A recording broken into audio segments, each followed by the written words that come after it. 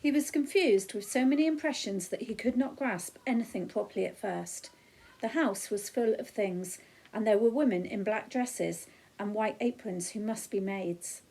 And there was a very beautiful woman who turned out to be the children's mother. And she laughed and cried almost in the same breath, and it was very difficult to escape her caresses. Then they telephoned for the doctor, and David said he would like to wash, but they would not let him. Not before the doctor had been, they said, for he must not get water on his burns. And it was no use David saying he did not think he was very badly burnt. Then the doctor came and said David was right. Maria had come to no harm at all because David had carried her so quickly through the fire. David could thank the thick soles of his feet, he said, that he had got off so lightly from his act of heroism.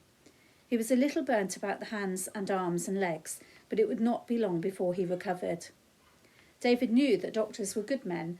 They were seldom allowed inside the camp, and the other prisoners had always told him that doctors were there to help people who were ill. So he submitted quietly while the doctor touched him and wiped the dirt away with something from a bottle. It hurt all the time, and then the doctor put something else on his burns, and that hurt too. But the doctor explained that if he did not do it, the burns would be more painful the next day. David must just go to sleep now, and then he would feel better when he woke up again. The doctor was right too. David did feel better. He felt fine, in fact, although his hands were still rather painful. He opened his eyes and remembered that he was lying in a bed. He shifted his position slightly, but the bed still felt wonderfully soft. He sat up to see what it was like, and the bed gave under his weight and gently rocked him. So that was where the bed was, a big box on legs, made of dark polished wood with pillows and sheets. Yes, it was going to be most interesting to see what the house looked like. And he thought of all the words he would now be able to use. He knew many words he had never used before, because he was afraid that not knowing the things they referred to, he might use them wrongly and show his ignorance.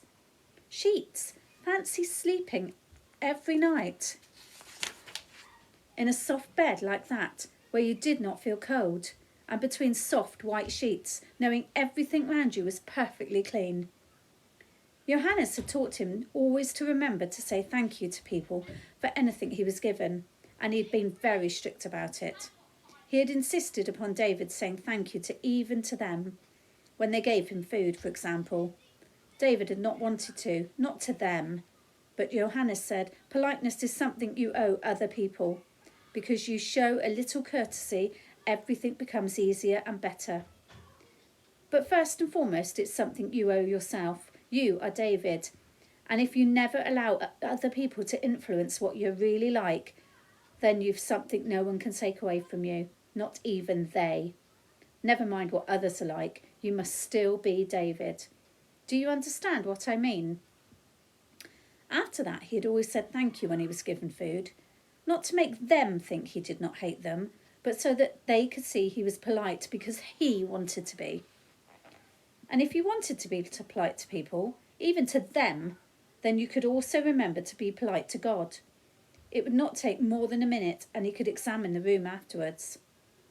David stared hard at the sheet so that nothing in the room should distract his attention, and then said quickly, God of the green pastures and the still waters, I want to thank you because I've learnt about happiness and found out how to smile. And thank you too for being pleased I rescued the girl for you. I hope I can find something different to do next time. Because that was very difficult, and I was very frightened of the fire, and I would rather not do anything like that too often. Will you please let it do for the next 3 times I may need you to help me? I am David. Amen. As soon as he'd said amen, he was out of bed. On the floor was a large patterned carpet, soft to walk on.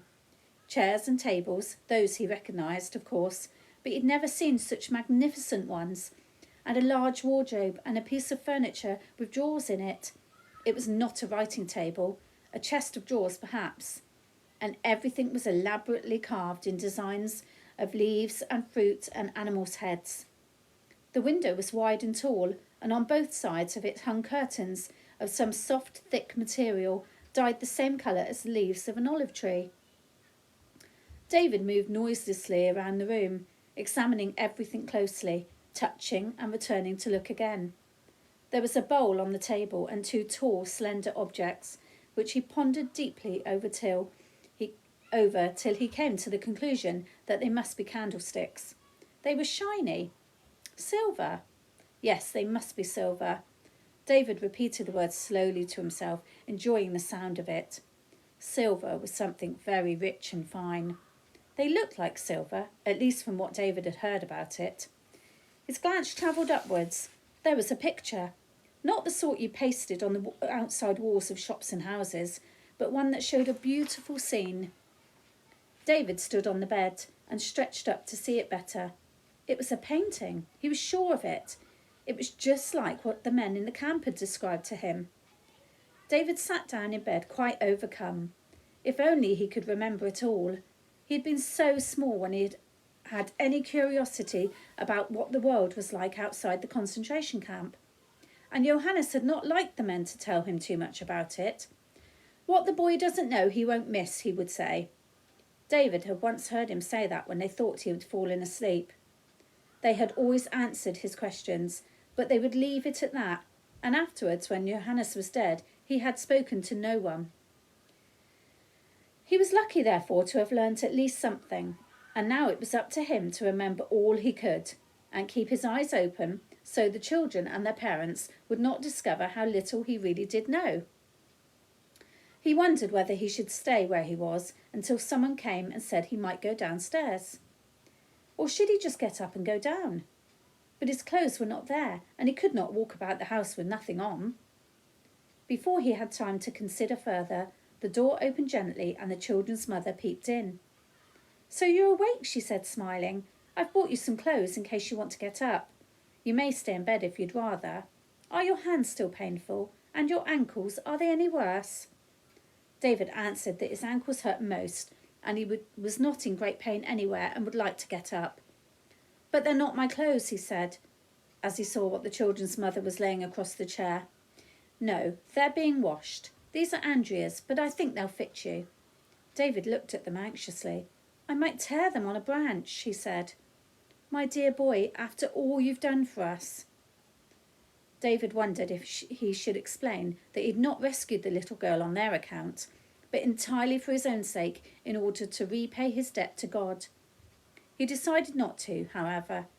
Perhaps she would not understand, and perhaps she did not know about his God of the green pastures and still waters. It was safer not to say too much. He put the clothes on, or rather the children's mother helped him to, for they were very fine clothes, with both buttons and a thing called a zip fastener, which David was not at all sure how to manage. There were trousers, short brown ones like those the children had been wearing, and a shirt, not one like his own, but a proper shirt with buttons. It was green. There were stockings too, and a kind of shoes they call sandals. David had never tried wearing anything on his feet before, and there were pockets in the trousers. David stood quite still, and his eyes began to feel hot as if he wanted to cry. He'd never thought he would ever wear clothes like those, and he had an irrepressible desire to see what he looked like, to see whether he looked like an ordinary boy at last. The woman seemed to guess what was passing through his mind, for she opened the wardrobe door, and there on the inside was a large full-length mirror. It was big enough for a boy to see himself from top to toe, or for a grown man come to that. David regarded himself critically. He did not think there was anything odd about what he saw.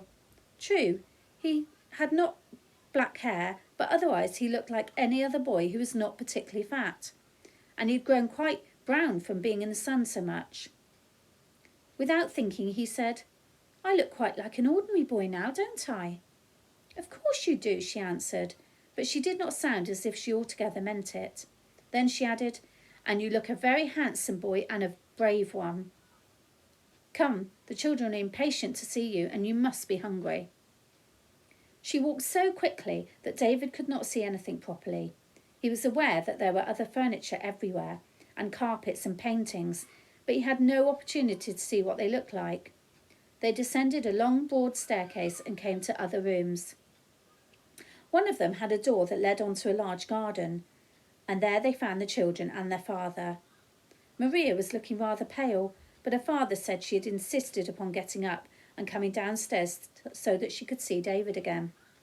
David found himself smiling once more as he looked at her. "Drink your milk now, children, and then you can take David out to play, but not too roughly, mind. You must be careful of his burns." They said he must stay with them a while, and at any rate until his arms and legs were quite well again, and he was welcome to stay even longer if he were not expected back with the circus immediately.